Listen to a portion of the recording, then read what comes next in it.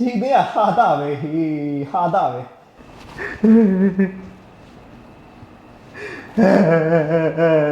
မရှက်ပါနဲ့နေဒါမျိုးဖြစ်တတ်ပါတယ်လုံနေရမယ်လုံ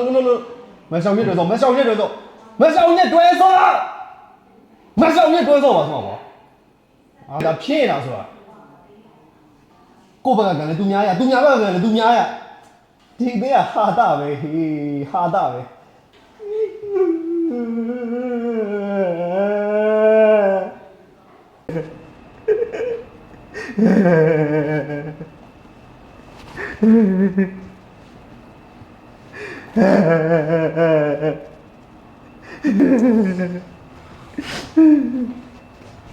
မ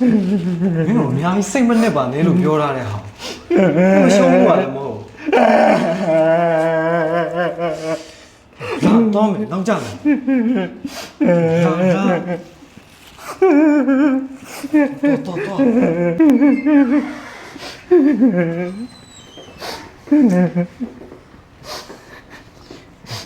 ်းတို့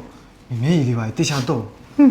င်းကရုပ်ပြက်ဆင်းပြက်တော်ပြီလေစောကောမမလဲဒီမှာလေစောကလေးပါလေဆွဲအောင်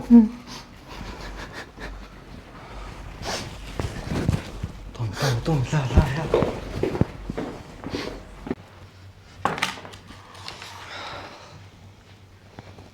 ့ဘာဖြစ်တာလဲ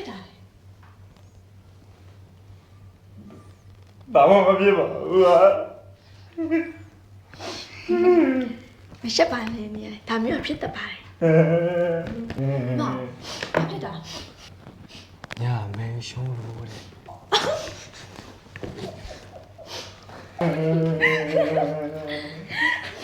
လောက်လာရော့လောက်ဟဲ့မချိုင်ရ